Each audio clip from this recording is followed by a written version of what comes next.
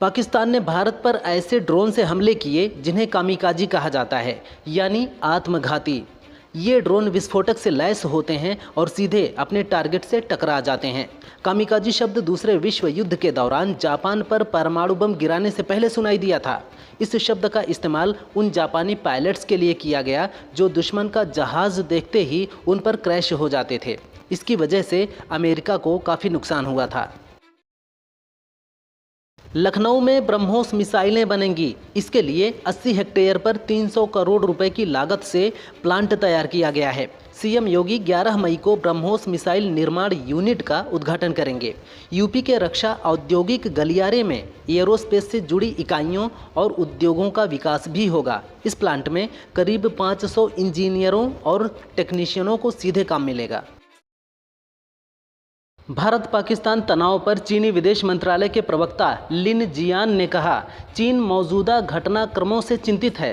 भारत पाकिस्तान दोनों चीन के पड़ोसी हैं। चीन सभी तरह के आतंकवाद का विरोध करता है। हम दोनों पक्षों से शांति और स्थिरता के व्यापक हित में काम करने का आग्रह करते हैं। हम मौजूदा तनाव को कम करने में रचनात्मक भूमिका निभाने के लिए बाकी अंतर्राष्ट्रीय समुदाय के साथ काम करने के लिए तैयार हैं। भारत पाक तनाव के बीच राजस्थान में हाई अलर्ट है। जैसलमेर, बीकानेर, बाड़मेर, जोधपुर, गंगानगर और हनुमानगढ़ रेड जोन में हैं। यहां ड्रोन उड़ाने पर रोक लगा दी गई है। वहीं कोटा में भी संवेदनशील जगहों पर ड्रोन उड़ाने पर पाबंदी लगा दी गई है। ये आदेश 7 जुलाई तक लागू रहेगा। हालांकि धार्मिक, सांस्कृतिक और सामाजिक आयोजनों में फोटोग्राफी हेतु 10 मीटर की ऊंचाई तक ड्रोन संचालन की अनुमति है। रक्षा मंत्रालय ने सभी मीडिया चैनल्स और न्यूज़ एजेंसीज के लिए एडवाइजरी जारी की है। इसमें कहा गया है कि रक्षा अभियानों और सुरक्षा बलों की आवाजाही की लाइव कवरेज या वास्तविक समय की रिपोर्टिंग से बचें। ऐसी संवेदनशील या सूत्र आधारित जानकारी का खुलासा सेना की कार्यकारी क्षमता को खतरे में डाल सकता है और जान को खतरा पैदा कर सकता है। कवरेज में सतर्कता, संवेदनशीलता और जिम्मेदारी बरतें। अंबेडकर नगर निवासी युवक ने महाराष्ट्र के पुणे में पत्नी को मौत के घाट उतार दिया। दोनों का 5 साल पहले प्रेम विवाह हुआ था।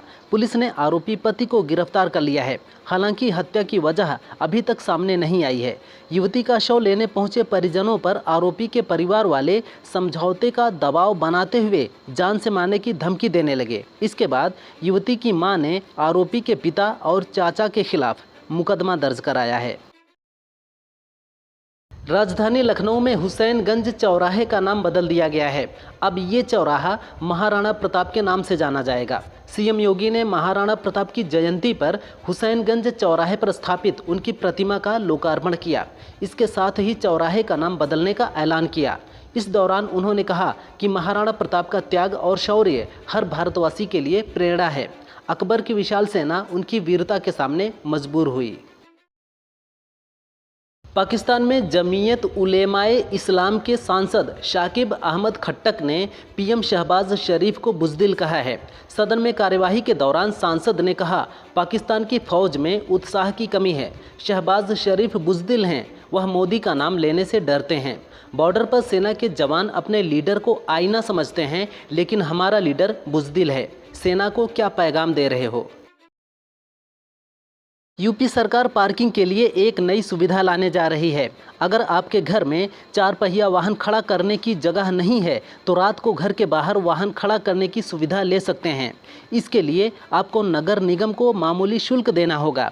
इसके लिए नगर निगम ज़मीन आरक्षित करेगी। इसके साथ ही शहरों में जाम की समस्या को देखते हुए त्योहारों व मेलों के मौके पर फ्लाईओवर के नीचे पार्किंग की वैकल्पिक सुविधा दी जाएगी। पाकिस्तान से बड़ी खबर सामने आई है। सूत्रों के अनुसार भारत की तरफ से हो रहे हमले के बाद दाऊद इब्राहिम पाकिस्तान छोड़कर भाग गया है। दाऊद इब्राहिम भारत का मोस्ट वांटेड डॉन है। मुंबई बम धमाकों में भी उसका हाथ माना जाता है। वह लंबे समय से पाकिस्तान में सेटल है। 2006 में दाऊद की बेटी की शादी पूर्व पाकिस्तानी क्रिकेटर जावेद मियांदाद के बेटे से हुई थी।